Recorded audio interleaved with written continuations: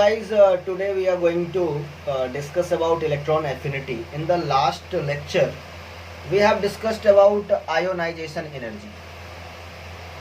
तो ionisation energy में हमने देखा था कि कितना एनर्जी रिक्वायर्ड होता है किसी केमिकल एंटिटी से, एटम, मॉलिक्यूल या आयन से इलेक्ट्रॉन को रिमूव करने के लिए। उसको आयोनाइजेशन एनर्जी कहते हैं। और बेसिकली हमने ये देखा था कि इसकी वैल्यू जितनी कम रहेगी, लोअर रहेगी, it is easier for that atom to form a cation. So जितनी कम आयोनाइजेशन एनर्जी उतना ईजियर फॉर्मेशन ऑफ कैटायन होता है।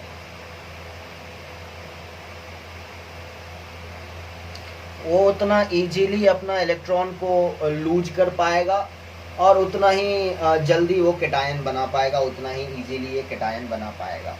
लेकिन व्हाट अबाउट एनायन? कोई भी एटम कितना इजीली एनायन फॉर्म कर सकता है, इस चीज़ को कैसे हम लोग जस्टिफाई कर सकते हैं, कैसे देख सकते हैं? तो इस चीज़ के लिए हमारे पास जो पैरामीटर्स आते हैं उसमें सबसे इम्पॉर्टेंट है इलेक्ट्रॉन एफिनिटी। तो सबसे पहले हम लोग इलेक्ट्रॉन एफिनिटी को फॉर्मली डिफाइन करने की बात करते हैं। तो बेसिकली जो सबसे इम्पॉर्टेंट बात है इलेक्ट्रॉन एफिनिटी, ये हमें बताता है ease of formation of an ion, that is negatively charged ions. अभी जो इसका फॉर्मल डेफिनेशन है उसको भी थोड़ा हम लोग देख लें। So we will say the energy change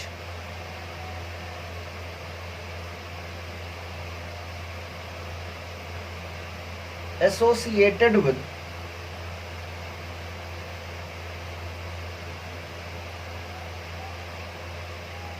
the gain of an electron by a gaseous atom in its ground state.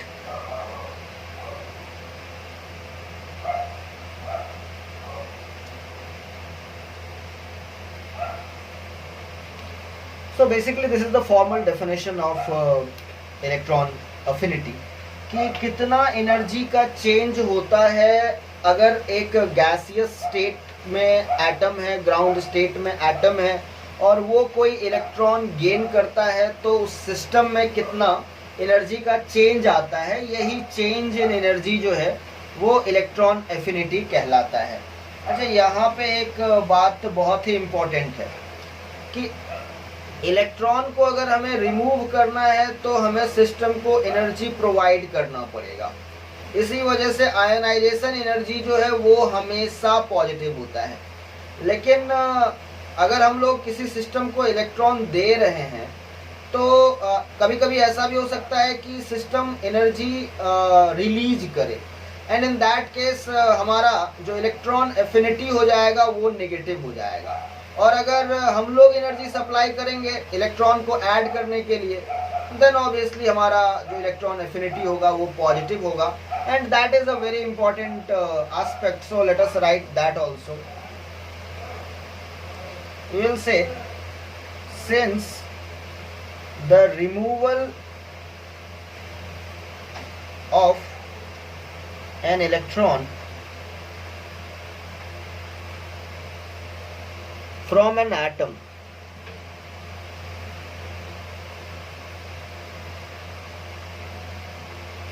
or ion needs energy, यानी कि हमें सिस्टम को एनर्जी देनी पड़ती है बाहर से। Therefore, I is always positive. I stands for ionization energy. So ionization energy is always positive. But the electron addition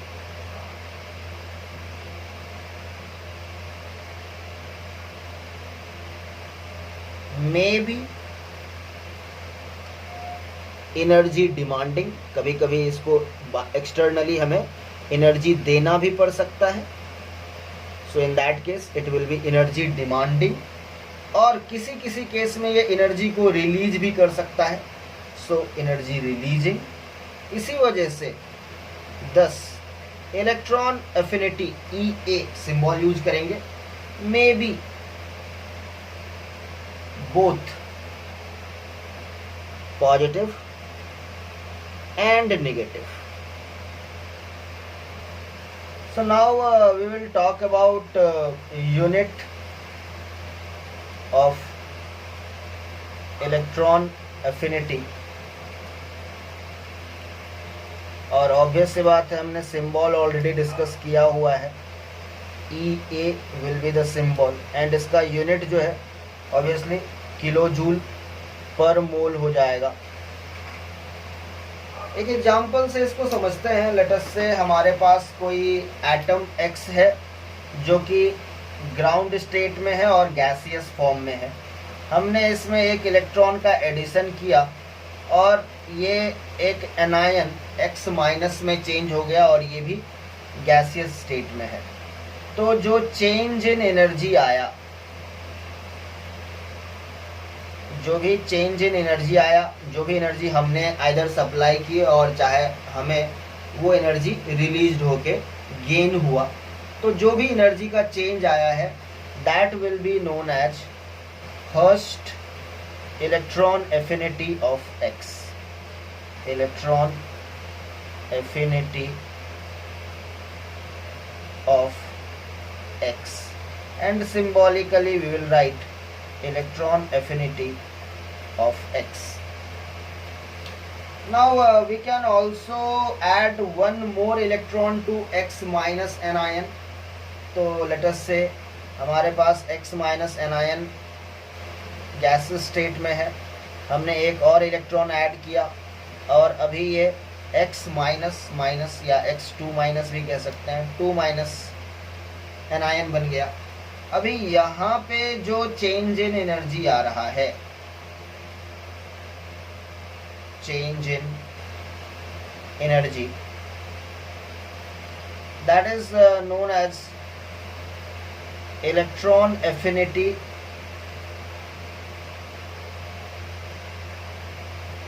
of X minus anion, or we can also say that it is the second electron affinity of X, and symbolically we will say it is electron affinity of X minus anion.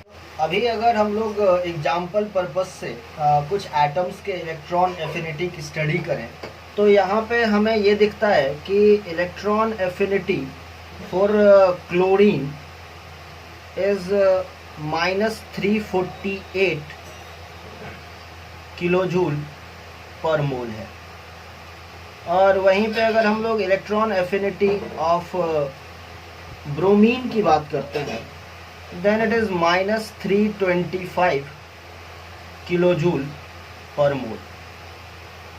तो इन दो example से एक बात जो कि clear होती है कि हमारे जो भी हेलोजन वाले एटम हैं, क्लोरीन, ब्रोमीन, आयोडीन वगैरह, इनका जो इलेक्ट्रॉन एफिनिटी है उसका मैग्नीट्यूड काफ़ी ज़्यादा है और नेगेटिव है।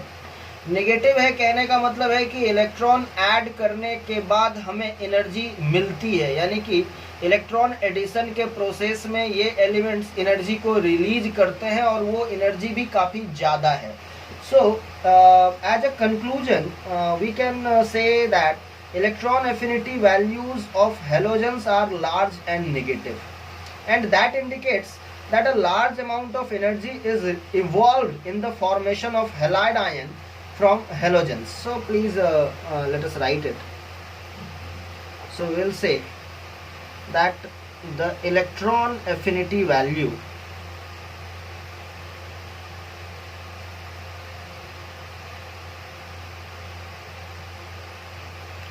of halogens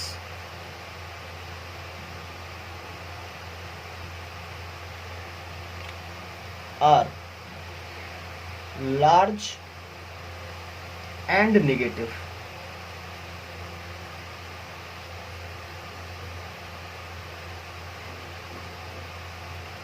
that indicates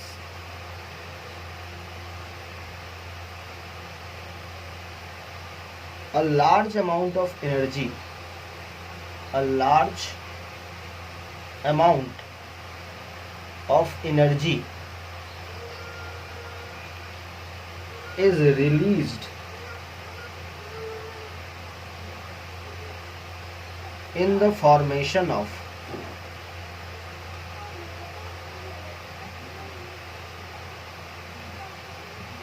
halide ions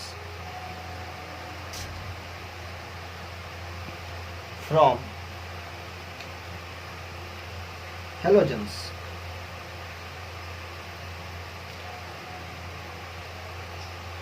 now अगर हम लोग अब इस फैक्ट के पीछे का रीजन फाइंड आउट करना चाहते हैं तो मुझे इसका इलेक्ट्रॉनिक कॉन्फ़िगरेशन थोड़ा सा देखना पड़ेगा. So let us talk about chlorine, जिसका कि एटॉमिक नंबर 17 है. और अगर मैं इसका इलेक्ट्रॉनिक कॉन्फ़िगरेशन लिखूं then I will have to write 1s2 2s2 2p6 3s2 and 3p5.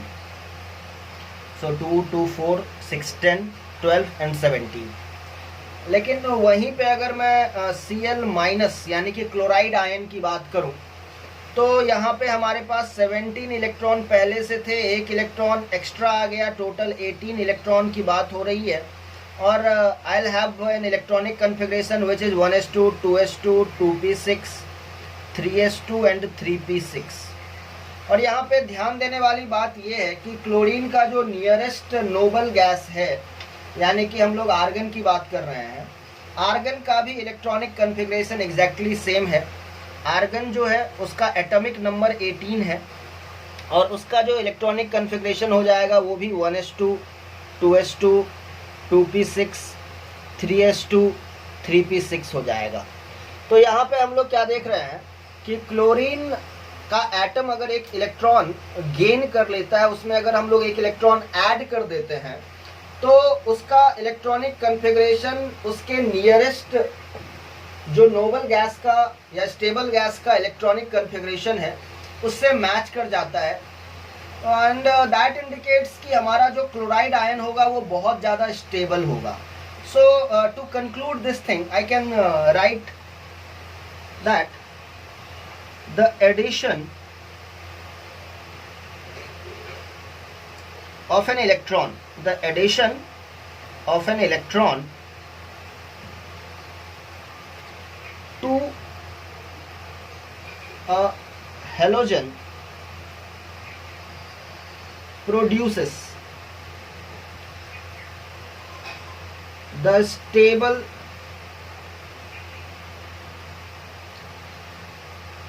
noble gas configuration.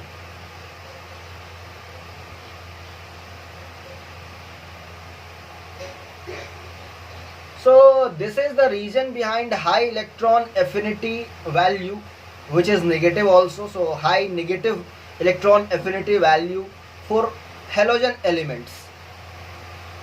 Now halogen के elements का जो high negative electron affinity का value है उसके पीछे एक और रीजन दिया जा सकता है. एंड द रीजन इज कि इनका जो इफेक्टिव न्यूक्लियर चार्ज होता है वो फेयरली हाई होता है, अच्छा खासा ज़्यादा होता है.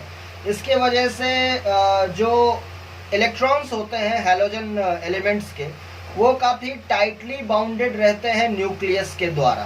So this is also a reason कि they always seek for electron addition, they want to capture one more electron. So we can conclude from here that the effective nuclear charge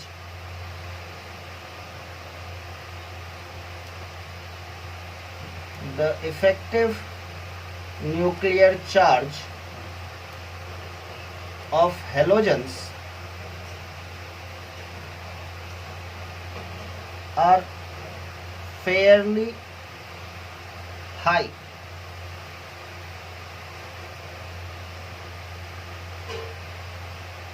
Therefore,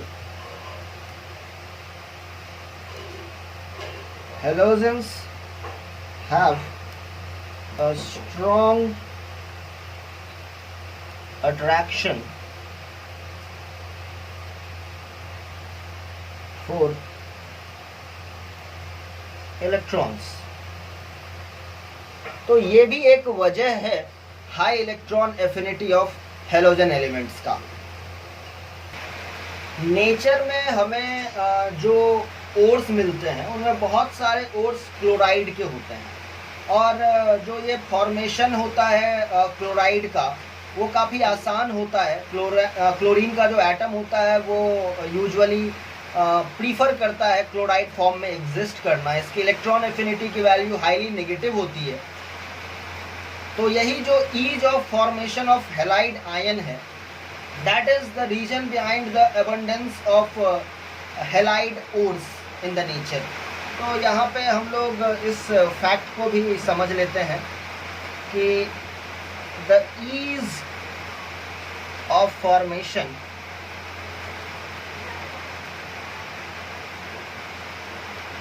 of halide ions, और halide में भी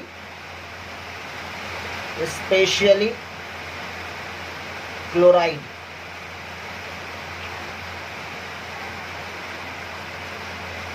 explains the abundant occurrence in ore। तो natural ores जो होते हैं उनमें बहुत ज़्यादा ओर क्लोराइड वाले होते हैं, और सिंस कि क्लोरीन से क्लोराइड आयन बनना काफ़ी आसान होता है, प्रेफर किया जाता है, so this is the reason. अभी यहाँ पे हम लोग ऑक्सीजन के इलेक्ट्रॉन एफिनिटी की बात करते हैं। तो लेट अस से I have oxygen atom in ground state in gaseous form, और उसमें हम लोग एक इलेक्ट्रॉन को ऐड कर रहे हैं, and I am getting O- ion, और यहाँ पे जो इलेक्ट्रॉन एफिनिटी आ रही है वैल्यू ऑक्सीजन की, that is -141 kilo joule per mole होती है। और वहीं पे अगर हम लोग इसके सेकेंड इलेक्ट्रॉन एफिनिटी की बात करें, कहने का मतलब है कि O- आयन गैसियस स्टेट में, और अगर उसमें हम लोग इलेक्ट्रॉन ऐड कर रहे हैं, and I am getting O2-, obviously these are in gaseous state. तो यहाँ पे जो इलेक्ट्रॉन एफिनिटी ऑफ O- है, that is +701 kilo joule per mole. तो ये हमारा फर्स्ट इलेक्ट्रॉन एफिनिटी है, और ये हमारा सेकेंड इलेक्ट्रॉन एफिनिटी है। तो एक बात यहाँ पे जो हम लोगों को नोटिस करनी चाहिए वो ये है कि इलेक्ट्रॉन एफिनिटी जो है वो फर्स्ट इलेक्ट्रॉन एफिनिटी नेगेटिव है। इसका मतलब है कि जब हम लोग पहला इलेक्ट्रॉन ऐड करेंगे तो इस प्रोसेस में एनर्जी रिलीज होगी, एनर्जी इवॉल्व होगी। लेकिन वहीं पे जब हम लोग सेकेंड इलेक्ट्रॉन एफिनिटी की बात करते हैं, जब हम लोग O- आयन में एक और इलेक्ट्रॉन ऐड करते हैं, तो ये जो सेकेंड इलेक्ट्रॉन एफिनिटी है वो पॉजिटिव है। कहने का मतलब है कि इस प्रोसेस के लिए हमें एनर्जी सप्लाई करनी पड़ेगी, यहाँ पे एनर्जी रिलीज नहीं होगी, यहाँ पे एनर्जी रिक्वायर्ड है। तो that is a very interesting fact. और इसके पीछे का रीजन देते हुए हम लोग ये कह सकते हैं कि the addition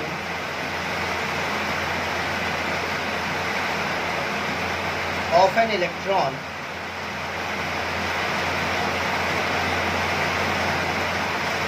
to O- must overcome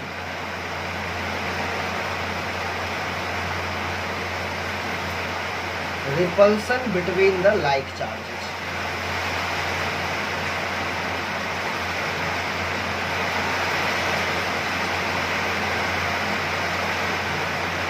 तो ये रीजन है कि जो सेकेंड इलेक्ट्रॉन एफिनिटी की वैल्यू आ रही है वो हमारे पास पॉजिटिव आ रही है। कहने का मतलब है कि एनर्जी हमें अपने साइड से ऐड करना पड़ेगा इस प्रोसेस के लिए।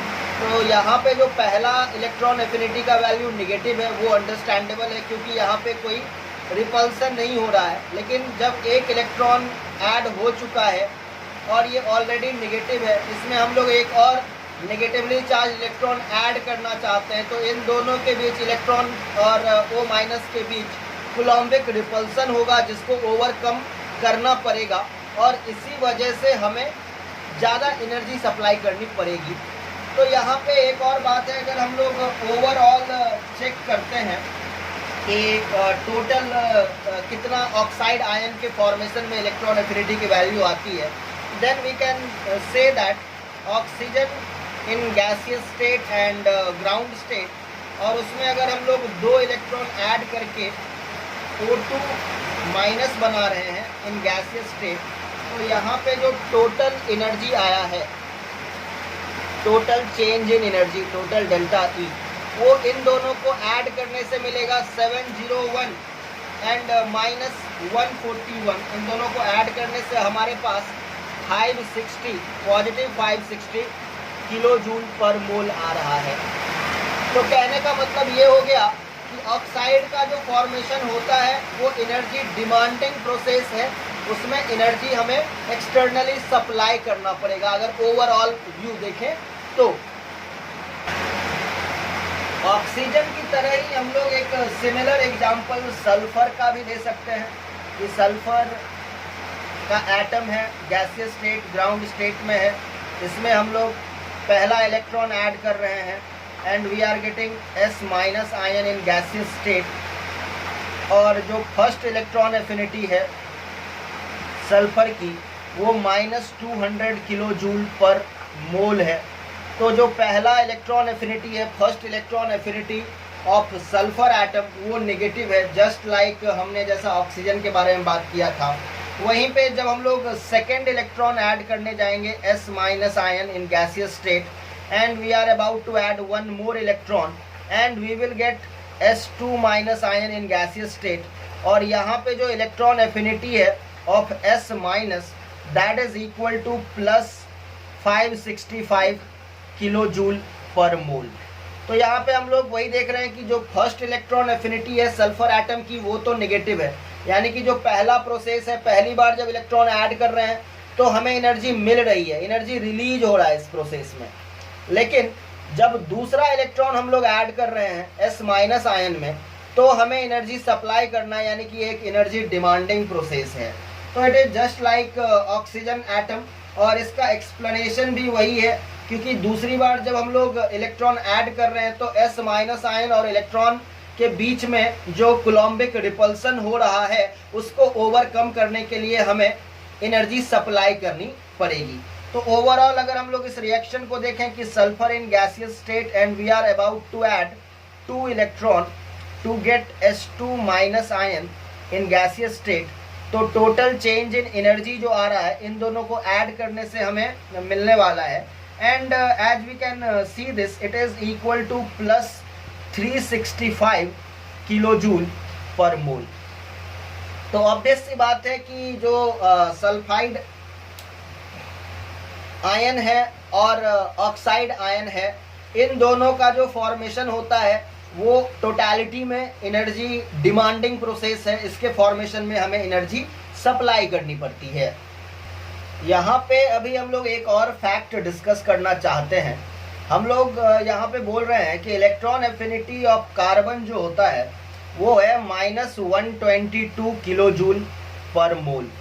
कहने का मतलब है कि अगर हम लोग कार्बन के एटम में एक इलेक्ट्रॉन को ऐड करते हैं तो एनर्जी रिलीज होती है, एनर्जी इवॉल्व होती है, हमें एनर्जी मिलती है। लेकिन वहीं पे अगर हम लोग इलेक्ट्रॉन एफिनिटी ऑफ नाइट्रोजन की बात करें तो ये +9 किलो जूल पर मोल होता है, यानी कि इसके लिए हमें एनर्जी सप्लाई करने की ज़रूरत है। ये एक एनर्जी डिमांडिंग प्रोसेस है। तो ऐसा क्यों है इसको थोड़ा सा हम लोग समझेंगे, और इस चीज़ का जो आंसर छिपा है ये इसके इलेक्ट्रॉनिक कन्फिग्रेशन में छिपा है। कार्बन का एटॉमिक नंबर 6 है, अगर इसका हम लोग इलेक्ट्रॉनिक कन्फिग्रेशन लिखें then I will write 1s2 2s2 and 2p2। तो अगर हम लोग 2p ऑर्बिटल की बात करें तो इसका 2 इलेक्ट्रॉन अवेलेबल है, और अगर हम लोग नाइट्रोजन को देखें तो नाइट्रोजन का एटॉमिक नंबर 7 है और इसका इलेक्ट्रॉनिक कन्फिग्रेशन 1s2 2s2 और 2p3 है। और इसके p ऑर्बिटल की बात करें तो इसका जो p ऑर्बिटल है वो अभी कुछ ऐसा है। तो ये हाफ फिल्ड है, ऑलरेडी ये हाफ फिल्ड है नाइट्रोजन का। हमें पता है कि हाफ फिल्ड ऑर्बिटल और फुल फिल्ड ऑर्बिटल जो होते हैं वो ज़्यादा स्टेबल होते हैं as compared to partially filled orbital. तो जब हम लोग कार्बन में एक इलेक्ट्रॉन को ऐड कर देंगे तो क्या हो जाएगा कि ये इलेक्ट्रॉन पहुंच जाएगा जो एम्प्टी है एक इसमें, और ये अब हाफ फिल्ड बन जाएगा। और जब ये हाफ फिल्ड बन जाएगा इलेक्ट्रॉन ऐड करने के बाद, तो ये ज़्यादा स्टेबल हो जाएगा।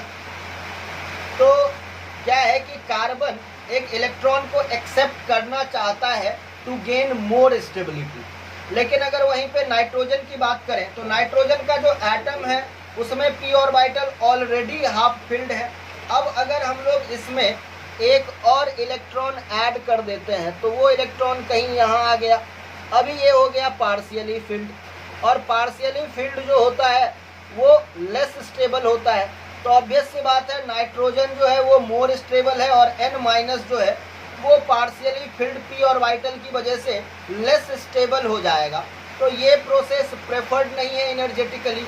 कहने का मतलब है कि इसके लिए हमें एनर्जी सप्लाई करना पड़ेगा, और ये चूँकि ज़्यादा स्टेबल हो रहा है इसलिए हमें यहाँ पे एनर्जी इवोल्यूशन, एनर्जी इवॉल्व होता है वो देखने को मिलता है।